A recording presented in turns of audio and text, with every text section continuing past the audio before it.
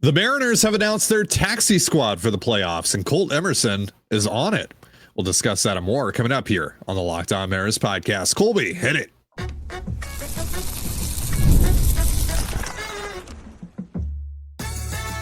You are Locked On Mariners, your daily Seattle Mariners podcast. Part of the Locked On Podcast Network, your team every day.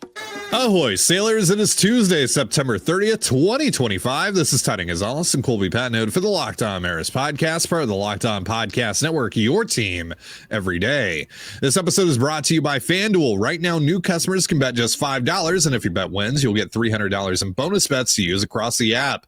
Download the FanDuel app today.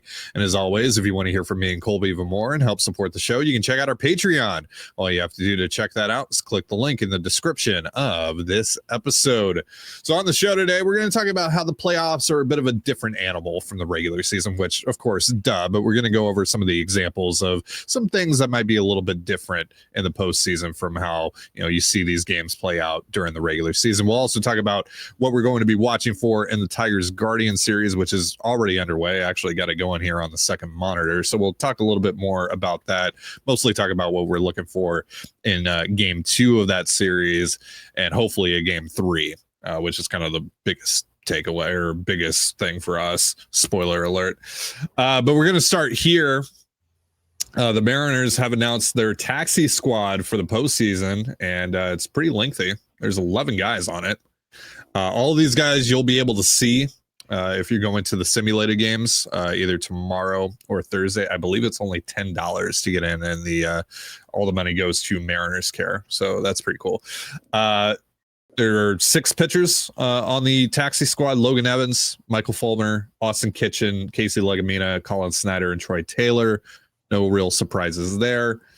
Then on the position player side of things, catcher Nick Raposo, infielder/outfielder Samad Taylor, outfielder Ryan Thomas, and infielder Ben Williamson. And finally, most notably, Colt Emerson is on this taxi squad, which might not mean a whole lot in the end, but the Mariners also didn't have to put him on their taxi squad, but they did. So it's kind of interesting after his nice little cup of coffee with the Rainiers. So you'll be able to see Colt Emerson if you head out to the simulated games. Do you know if they're televising those, by the way? I don't believe they are. Yeah, not like streaming them on Mariners.com or anything like that? You think they might, but no. As far as I know, they have not announced any kind of YouTube stream or anything like that. Yeah. They used to do that a little bit with the summer camp games. You remember back in the 2020, they used to be on YouTube. And I think they actually streamed one or two of them or they played one or two of them en route, but they haven't made those announcements. I kind of doubt they will, but those are available to you if you're in the area and have $10. Yeah. I believe they're only going to be 6-inning games though. So, keep that in mind. Yeah. So I guess a lot of you are probably wondering, like, does this mean Colt Emerson could potentially make the roster? I don't think so, because you're not going to give him starts, even if he did make the roster. So what does he bring to the table coming off the bench or what have you? I don't know if there really is a whole lot to rush him essentially. And also go like, hey, if you're going to make your major league debut, it's going to be in like the highest leverage game possible. Right. So yeah, I don't know. He is a well above average defensive shortstop, which the Mariners do not have on their current roster. That's basically the only role. Emerson's on the like most of these guys are on the roster, not roster. Most of these guys are on this made up taxi squad. It's not a real thing, guys. It's not like an officially MLB sanctioned thing, but they're all here because they very clearly serve a specific role. You have a lefty just in case one of your lefties get hurt. You have an outfielder just in case one of your outfielders get hurt. And Colt Emerson is clearly here in case JP Crawford or potentially Leo Rivas get hurt because, those are the only 2 shortstops on your 26-man roster right now. And if one of them goes down, in a game, the other one has to play. And then you're going to need a shortstop. Like you can't just not have a backup shortstop on ready to go. It's too important of a position. So Emerson's very clearly here to just be like the emergency shortstop. If something happens to JP, then he'll be the guy that they replace JP with. But I wouldn't read too much into it. But yet another indication that the Mariners may think that, Emerson, dude, might make the team out of spring training next year. I think they're going to give him an opportunity to do so. But I think this is just like, hey, reward for a good season. And also, if JP goes down, you're the best shortstop in the organization. We're going to need that. And so let's have you here and taking the reps and staying loose and staying warm and all that. So I think that's what that's about. Yeah. So any of these other guys that I mentioned, any of them that you think could have a shot of making the roster, or you would like to see make the roster? Sure. We'll talk about the roster over the next couple days. I'm sure it'll be something we get into tomorrow, and also kind of a official discussion on Thursday or Friday, probably Thursday. Yeah. But obviously a guy like Samad Taylor makes some sense because he can steal bases. He's a fast runner. You don't need to give him at bats, but you could if you needed to. But you're just kind of looking for very like niche roles here when you're filling out this roster. So a guy who's just a pure pinch runner makes sense in the playoffs, and Samad Taylor is probably the best option for that. Ben Williamson is probably the most interesting one to me. How seriously are the Mariners going to take defense? Because the Mariners infield defense at its best is mediocre. Yeah. At its worst is tragically bad. And do you want to have, JP and Gino and Polanco all on the field in the 8th, 9th inning trying to protect a 1-run lead? Yeah. Yeah. When you could have Williamson at Williamson playing third and Rivas playing short and Cole Young playing second, and that is just a significantly better defensive infield. So, Williamson's interesting because he's not going to get at bats over Eugenio, but he's significantly better defensively, and third base is a premier defensive position. So, to be able to go to an elite glove at third base in late games, close late games, is something that I think is going to be really interesting because, again, you just don't want to be below average at 3 of your 4 infield spots, trying to hold on to a 1 or 2 run lead in the 8th, 9th inning. So he's an interesting one for me. Yeah. I mean, like if it has to come down to it between Cole Young and Ben Williamson, maybe we can get into this a little bit more on Thursday when we have our bigger overarching roster conversation. I think I'm taking Williamson. Right. And part of this is how many pitchers do they want to carry? And the answer shouldn't be 13, but we'll see what they decide to do. We won't know the roster until Saturday morning. Maybe Friday night if they're the early game, but I think they're probably going to end up playing at noon would be my guess. It's going to be a while, but how many pitchers do they want to carry? Because in theory, you could carry both of them and have it not be a big deal. But I do think that, the Williamson versus Young thing is going to be something. And I would throw Taylor in there too, because again, we're talking about very niche roles here. And so do they value the extra speed over, the defense? Like, blah, kind of depends on how they want to build this thing out. So there's still some legitimate choices to make. On that real quick, like I feel like I feel like we're already having our roster discussion, but I'll just add one last thing there. On the speed thing, I feel like you have enough of it with like Rivas and Rayleigh, etc. That maybe you don't. Yeah, that you should probably more so value defense for that, last role essentially on the bench. So so for me, I would go Williamson. So of all those guys that we listed, Williamson is the one that really stands out to me. Michael Fulmer is another guy. I just don't know how you get him on there. Yeah. Again, I think all these guys are here in case somebody gets hurt. They have there's a very specific, if this player or this player get hurt, that's why this guy is on the taxi squad. He would be the replacement. I think the more interesting thing for me is that Gregory Santos, not on it. Yeah. Not on it. Now, it could be because, he's technically on the 40 man, but some of these other guys are too. So no, that's not why. Yeah. So, I mean, he's on the IL or technically still on the IL. So that might be it. But that's weird to me. And it doesn't seem to bode well for any kind of future in Seattle for Mr. Santos. But we'll see. Who knows? But that's the one thing that stuck out to two things that stuck out to me. Colt Emerson, like that seems like just further indication that he might have a legit shot to make the team next year out of spring training, and that they chose Michael Fulmer and Austin Kitchens and Casey Legumina over Gregory Santos. Yeah. Oof. Yeah. So we'll see how either of those things work out. All right. So we are going to talk a little bit about how different of an animal the playoffs are and kind of give you some examples of maybe some weirder things to expect and how, Dan Wilson might manage the situation, or just, what you could see over the course of the next, hopefully, few weeks in just a moment. But first, a reminder, this episode of the Locked On Mariners podcast is brought to you by Nutrafol.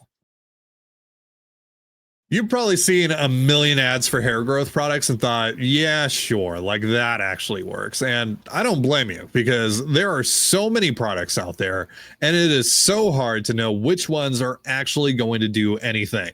That's why you should give Nutrafol a closer look. Nutrafol is the #1 dermatologist recommended hair growth supplement brand, trusted by over 1.5 million people. And it's not just hype. This is a supplement clinically tested that targets the root causes of thinning and shedding with a proactive approach.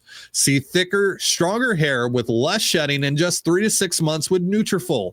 And for a limited time, Nutrafol is offering Locked On Mariners listeners $10 off your first month subscription and free shipping when you go to Nutrafol.com and enter the promo code LOCKEDONMLB. That's Nutrafol.com, promo code LOCKEDONMLB.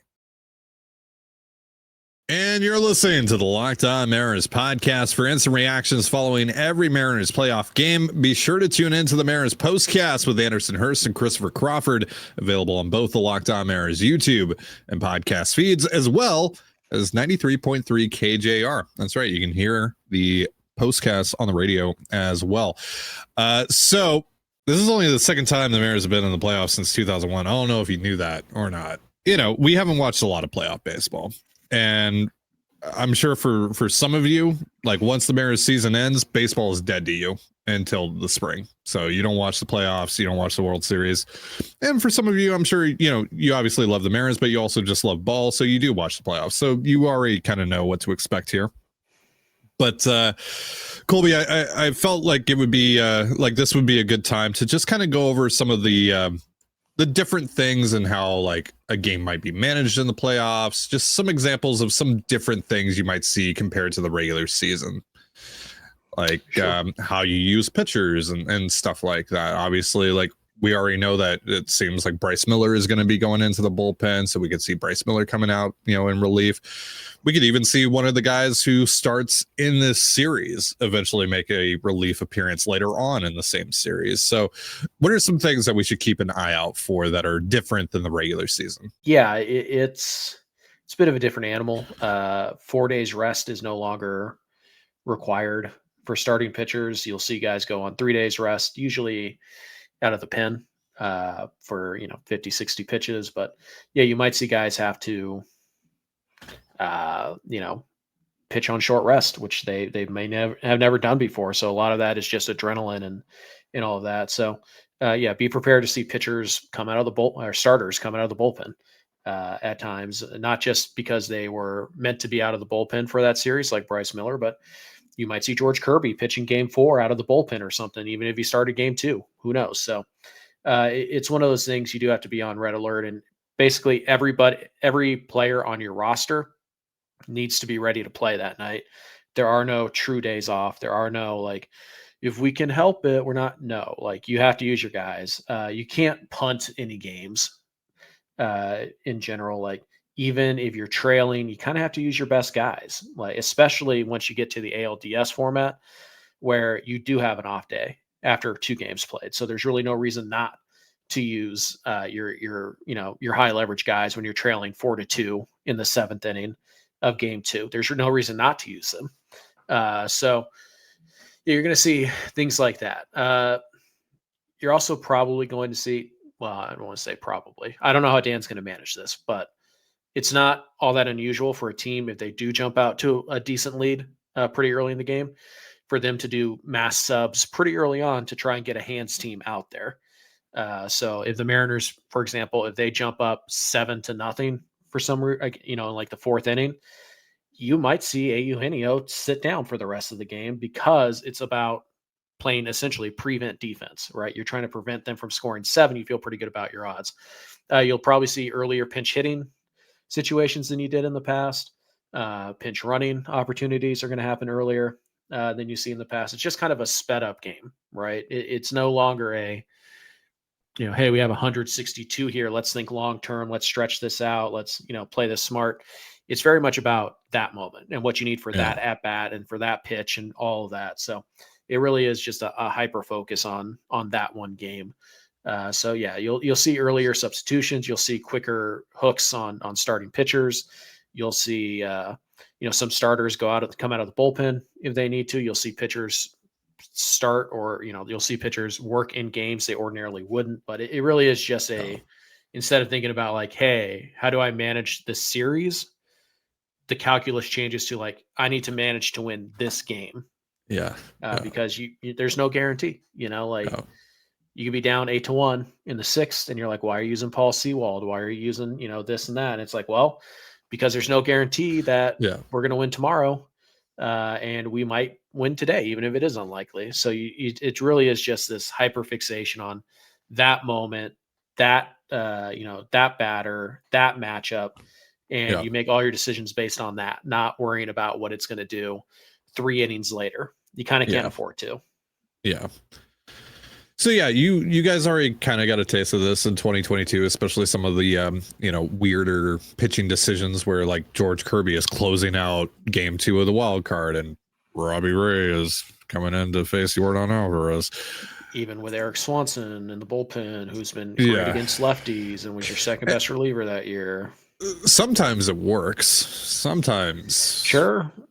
It is, every decision is dissected. Every moment is analyzed and overanalyzed, and pretty much every pitch at some point, somebody will be like, that was the turning point of the game, that specific pitch. It's like, you mean the 3-0 fastball down the middle that was made at 3-1 count? Yeah. If you had swung at that, they would have won the game. Like, oh, okay. That's just part of the beast. That's how it works. So every decision is scrutinized, every single one. And that's just the way it works, so here's one thing that won't change from the regular season. Umpires still suck a lot. Very much so. I mean, I'm watching this Guardians Tigers game right now, and there's been like 5 missed calls already that I've seen while doing this podcast. Like just in the time that I've been able to look over here. Yet? I do not know. Yeah, it is crazy. Just like in the little bit of time that I've been able to actually like look over at my screen, there's been like 5 missed calls, like very obvious calls that should have gone a different way. So yeah, umpires still suck. Can't wait for the ABS system. Sure. And look, players are still going to make mistakes, but what you typically see is you see players like hustle a little bit extra, like more, and like when they bobble ball, they pick it up really quick. There's no like nonchalance. So the players have a sense of urgency that they don't usually have in the regular season. And I think the rule that every Mariner fan is probably pretty familiar with, like the one actual tangible rule in the playoffs that changes: no free runner in extra innings. Yeah. You got to earn it the old fashioned way. And let me tell you something, you sit through 18 innings of that in a 0-0 game for 7 hours when they stop serving food and drink after the 7th inning. Still waiting on the Mariners to score their first run in a playoff game at T-Mobile Park since 2001. Yeah, unfortunately, yeah. Can we get that out of the way like early on Saturday? Just like a nice Julio home run or something like that. Yeah, that'd be awesome. We'll see who they're facing. We'll know that hopefully not until Thursday. But I'm just gonna say, after watching Tarek Skubal through these first like 4 innings, yeah, I feel pretty good about what I said yesterday, that I'm rooting for the Guardians here. I would rather see the Guardians. Gavin's pretty good too. He's just Gavin's pretty good. Skubal. Yeah. But yeah, so I mean that's the only rule change, is the no free runner. But yeah, you'll see an overemphasis on small ball at the worst possible times. You'll see starters going on short rest. You'll see starters coming out of the bullpen You'll see, you'll see early matchup decisions made, and you might see a pinch hitting decision made in the 4th inning that you would have never seen. You might pull Logan Gilbert in the 3rd inning when he's up 2-1 because he's thrown 73 pitches and there's runners on the corners with 2 outs. You might just have to make that call, because you can't worry about how you're going to cover innings tomorrow. You have to win the game today. And so it's just one of those things. Everything's hyper focused. It's probably not too early to do most things if it gives you a matchup advantage. So yeah, everything's just jumped up a notch, and it is crazy, and it is nauseating. It would be great if the Mariners could, win a game or get up in a game 6-0 after the 2nd inning. But even then, every out is precious, and every out you can get, it really is a countdown to 27 outs. Every out is huge. Every run is huge. You know how you felt during the Astros series? That's how you're going to feel every single game from here on out. Right. And again, the nice thing there is that the Mariners have already played in a playoff series this year. Yeah. They have playoff experience this year, despite it being, over a week ago now, 10 days ago. They still played in a playoff series in front of a hostile crowd, and they played very well. Yeah, so, one of those games being a primetime game on national television, all that, so they played very well, and so that is kind of the warm up act to the actual playoffs. So that's good. Team has a lot of playoff experience on the roster. Pretty good amount already as well. Some of it with the Mariners, some of it other places. Yep. So I don't think the moment will be too big for them, but we'll see how it all plays out. But it's baseball. It's regular season baseball on steroids. It's just all that pressure to pull the right levers and make the right decisions and play clean baseball and don't do anything stupid. It's all there for the players and the manager, and we just kind of have to sit back and hope that they make the right decision. So the Tigers and Guardians are underway as we speak, but we're going to talk a little bit about what we're watching for in this series. Again, the Mariners are going to play the winner of this series starting on Saturday. We'll go over that in just a moment, but first a reminder, this episode of the Locked On Mariners podcast is brought to you by FanDuel. The NFL season is here, and FanDuel is making sure you're ready for kickoff with a can't-miss offer. Right now, new customers can bet just $5, and if your bet wins, you'll get $300 in bonus bets to use across the app. FanDuel makes every game more exciting, whether you're watching your team or just keeping an eye on your fantasy lineup. It's quick, easy, and the best way to add a little more energy to Sundays. So, are you ready to play? Download the FanDuel app now by visiting FanDuel.com to get started. That's FanDuel.com to place your first $5 bet. And you're listening to the Locked On Mariners podcast. So as we are talking right now, it is the top of the 5th in game 1 between the Tigers and the Guardians. 1-1 right now. Chaos has already ensued. Yeah. Stephen Vogt clearly took some of the ball in Seattle and brought it with him to Cleveland.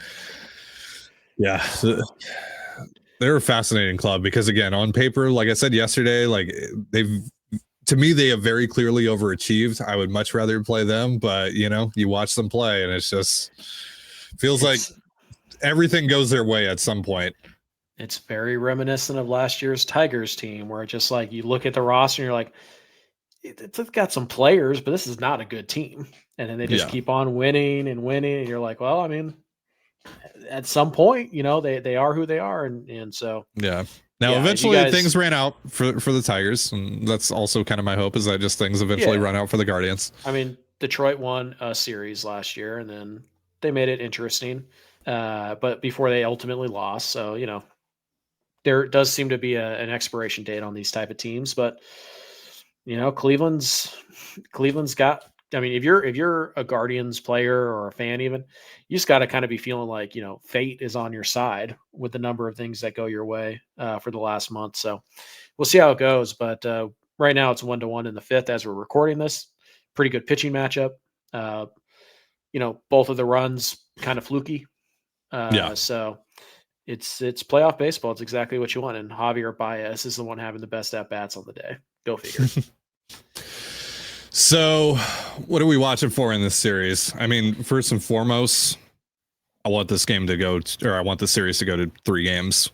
Yes. So, whoever loses today, I'm rooting for tomorrow.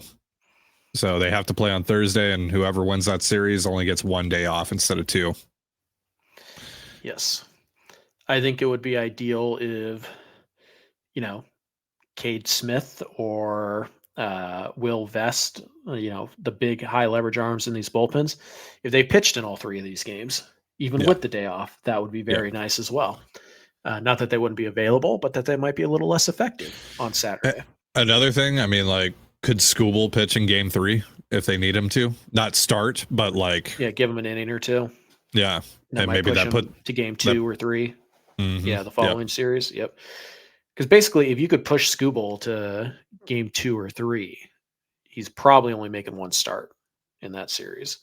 But now he might also make relief appearances. Sure. Or at least a relief appearance. Which wouldn't matter if you're up. Yeah. So, I mean, in this series, I think there's not really much to look for, except you want this to be as long as the series is possible. It'd be great if all these games go into extras. That'd be amazing.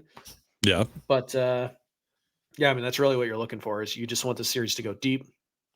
You want these arms to be used, partially because they have to, and that's just kind of the way it is.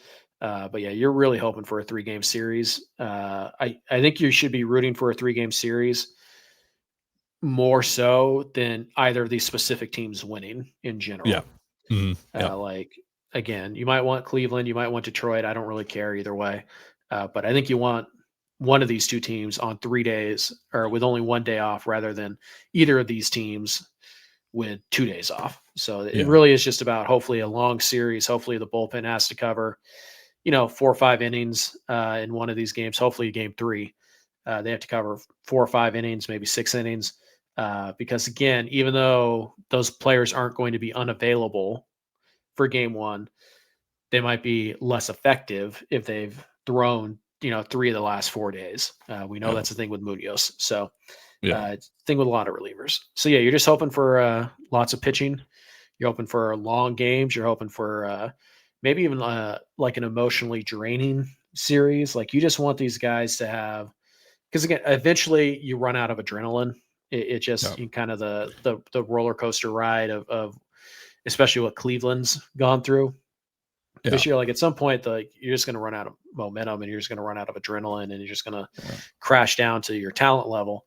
You're just looking for a nice long series. You want these guys to throw as many pitches as they can, and you want, ideally, it'd be nice if Jose Ramirez had a terrible series, I guess, so that you could be like, oh, he's cold, which not really a thing.